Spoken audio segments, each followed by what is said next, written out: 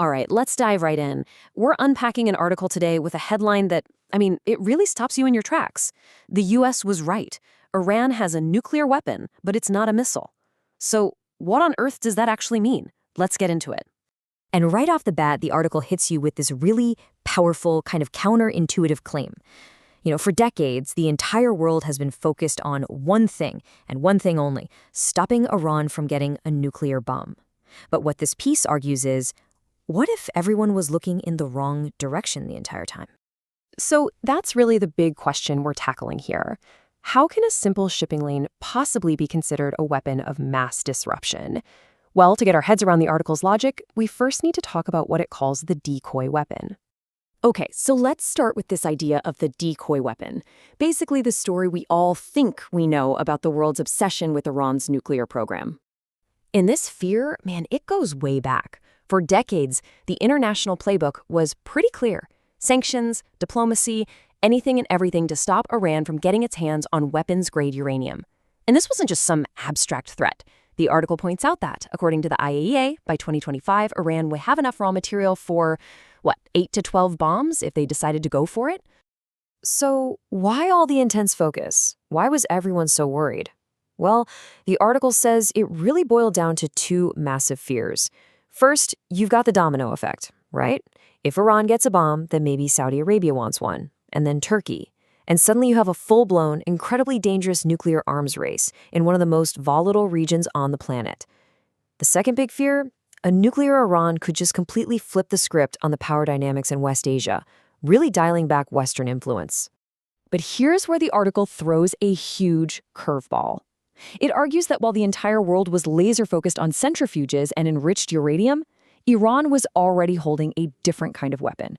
One that was arguably more practical and definitely more immediate. Which brings us to the main event, the real nuke in this story. The one that the article claims has been hiding in plain sight this whole time is just a simple fact of geography. We're talking about the Strait of Hormuz. Now, if you're not familiar with it, the Strait of Hormuz is this incredibly narrow little waterway. But here's the thing, it's the only way for ships to get from the Persian Gulf out to the open ocean. That single fact makes it one of the most critical strategic choke points in the entire world. And to really wrap your head around its power, you just have to look at the numbers. We're talking about 21 million barrels of crude oil passing through that tiny strait every single day.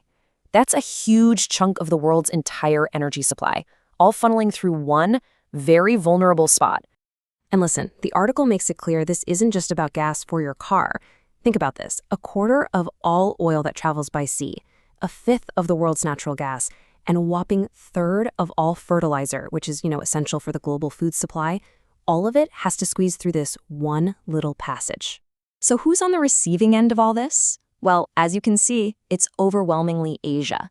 The article points out that the economic powerhouses, we're talking India, China, Japan, South Korea, get a staggering 76% of their oil that passes through Hormuz. So yeah, this is not just some regional issue. This is a full-blown global economic dependency. Okay, so we get it. The strait is absolutely critical. So now let's get to the really interesting part of the article's argument. How exactly could Iran detonate this geographical nuke? And here's the crazy part. It doesn't even take a huge military blockade. The article lays out this simple but totally devastating chain reaction. All Iran has to do is create a little risk. Maybe fire on a tanker or two, issue some threats, and the global shipping industry basically does the rest of the work for them. Insurance costs would go through the roof, ship owners would say, no way, we're not going in there. And boom, within hours, traffic just grinds to a halt. The effect is practically immediate. So what would the economic fallout look like? Well, the article brings up a pretty stunning estimate from the U.S. Federal Reserve. Get this, a shutdown for just 1 quarter could slash global GDP growth by an annualized 2.9%. And let's be clear, that's not just a little dip. That's a massive economic earthquake, the kind of thing that could easily tip the entire world into a recession. And if you want to put a dollar figure on that kind of shock, the source cites a Morningstar analysis that puts the potential damage somewhere between $330 billion and, wait for it, over 2 trillion. Yeah, that's why the article uses that phrase, not just a weapon, but a weapon of mass disruption.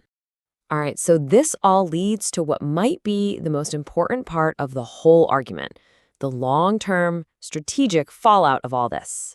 And this right here, this really sums up the whole idea. The old fear was this potential future nuclear arms race. But the new reality, according to the article, is that Iran already has de facto control over the world's economic jugular. And it's a power they can use right now. No bomb building required. So, you might be asking, how do they get away with this? Well, the article says it's all about some very clever navigation of international law. See, most countries follow the UN Law of the Sea, which guarantees free passage. Iran's response? We never signed it. Simple as that. Instead, they use the standard 12 nautical mile rule for territorial waters to claim they control a key shipping lane. And they demand that everyone recognizes their authority over it. And that really is the bottom line here, according to the article. This control over the Strait of Hormuz isn't just some temporary tactic. It's a permanent, strategic ace up their sleeve. It's a massive trump card that Iran can play in pretty much any future negotiation or conflict, completely rewriting the balance of power. So the article leaves us with this pretty provocative thought that a simple fact of geography can be just as powerful, maybe even more so, than a nuclear weapon. And that kind of makes you wonder, doesn't it? What other choke points, other narrow straits or canals around the globe hold that same kind of power over our deeply interconnected world economy? It's a pretty sobering question to think about.